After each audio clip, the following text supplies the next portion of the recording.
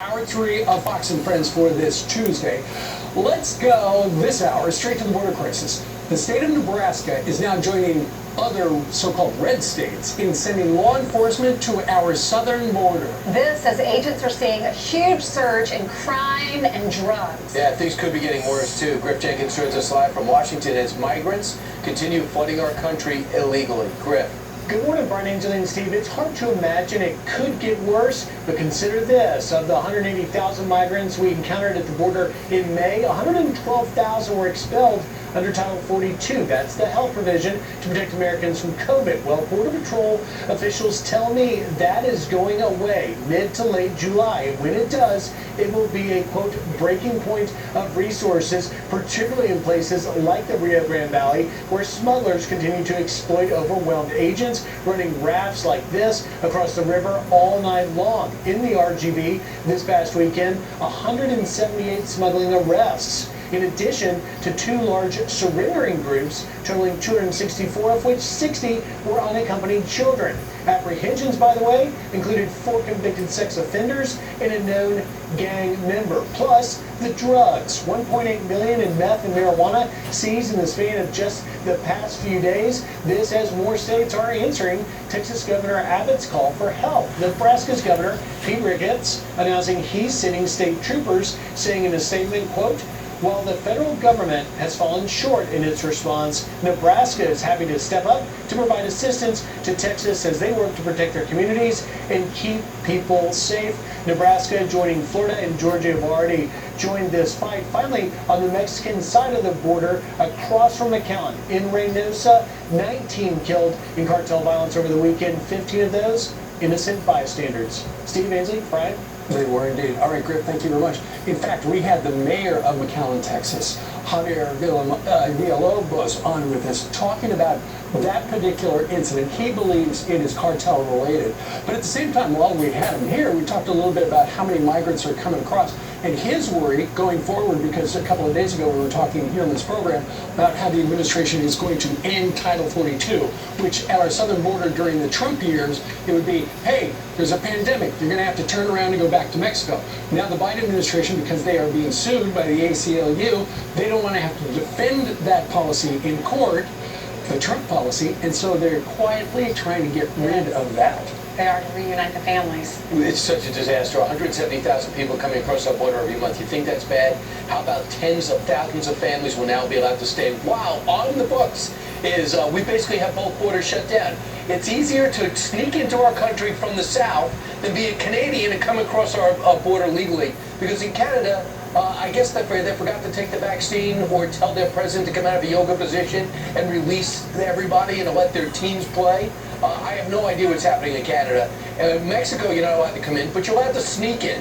Title 42 is a blessing for this administration. If they did not learn the dangers of getting rid of the Trump-era policies, how it boomeranged and blew up in their face from Remain in Mexico to third person, now you have the Title 42. If they blow this up on July 31st, you are not going to believe what Kamala Harris is going to avoid seeing and reporting on. And that is what the mayor, a Republican, in clearly a Democratic area, he was just elected mayor, that's what he told us about an hour ago. We need to get to the root of this issue, and a lot of the times, like, it's starting to get word, like I stated, whether it's now drug related, immigration related, because nowadays it might be a little more profitable in human smuggling than it is in the drug trade. Look, McAllen, we have 2 international bridges, Hidalgo and San Luis. Every day, of course the border is about 10 to 12 miles from here, but every day under one of our bridges on San Luis, we process about 500 plus immigrants daily. Our taxpayers should not be spending any money on a federal issue, and currently we are, so we keep on demanding, asking Washington to take care of the issues. That's very important for us. So 500 people a day are there in his town, and what do? They have the feds process them. So what they do is they escort them either to the bus station or the train station, and then they go everywhere across America. I'll tell you, the midterms are going to be interesting because people are not in favor of this.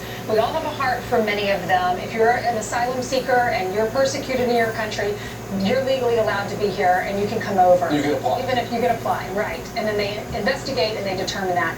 But just to walk over and to not follow the rules and do what everyone else has done, we're seeing gas prices going up. We're seeing people, the majority of America, even the Democrats, say they want you to have to show an ID when you go and vote. The Democrats that are on the Hill right now, they don't want that.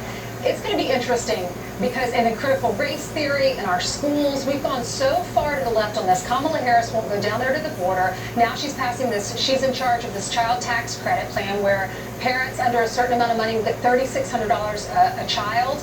And so are people going to have more kids just so they can get more money? Are these illegal immigrants who might come over and are on the books and do pay taxes, are they going to get this credit too?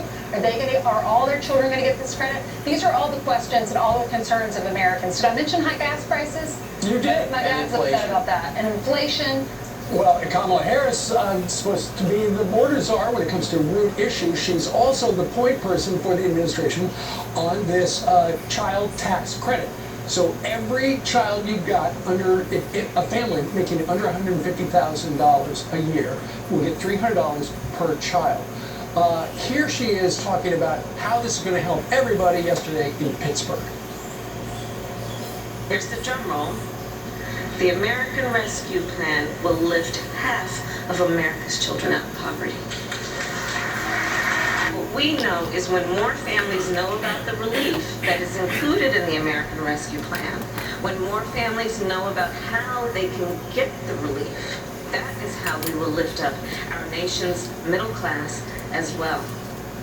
The increase and the expansion of the child tax credit is one of the most important, one of the most impactful parts of the American Rescue Plan. On Child Tax Credit Awareness Day, we are getting the word out about this tax relief. Okay, so the way she's the point person on that. She had a prepared speech. It was supposed to make it sound great. Charles Payne was with us about an hour and a half ago.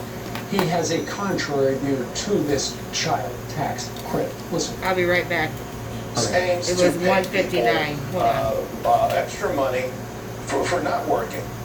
And this is where it becomes very dangerous, Steve. It doesn't replace anything. If you're on Medicaid, if you're on SNAP, if you're on WIC, if you're on food stamps, if you get Section 8 housing, it doesn't impact any of that.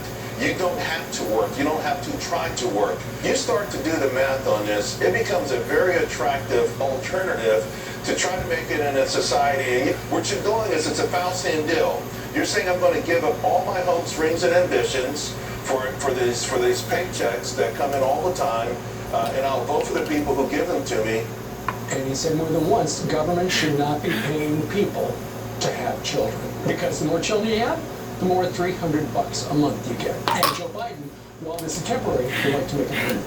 Wow. And that's going to be his big push. And this has gotten extreme, and it's all part of redistributing wealth. In this case, money we don't have, we're $33 trillion in debt. We're printing in order to give out, but this already passed with his pandemic relief bill that we didn't need, that he jammed down our throats when he first took office. But the American Rescue Bill, according to them, they're rescuing So conflicted. How many of you would love to have more children, but you can't afford it? I have a friend here at Fox that I always talk to. He says, I wish that I would have had more children. We can't afford it. Schools are expensive in New York. We don't want to send them to public schools because the schools here aren't good. I can't afford to have another child. But his taxes are going to go to pay for people to have another child, another child, another child to get more and more money. Right. He should move to New Jersey. The public schools are really good. So Sure, but the taxes are really high there. You basically pay for private schools They're as there. high as they are here. meanwhile, 12 minutes now after the hour, here's another story. You know the Olympics coming up soon, over in Tokyo. They're going to follow through. They're going to allow about 10,000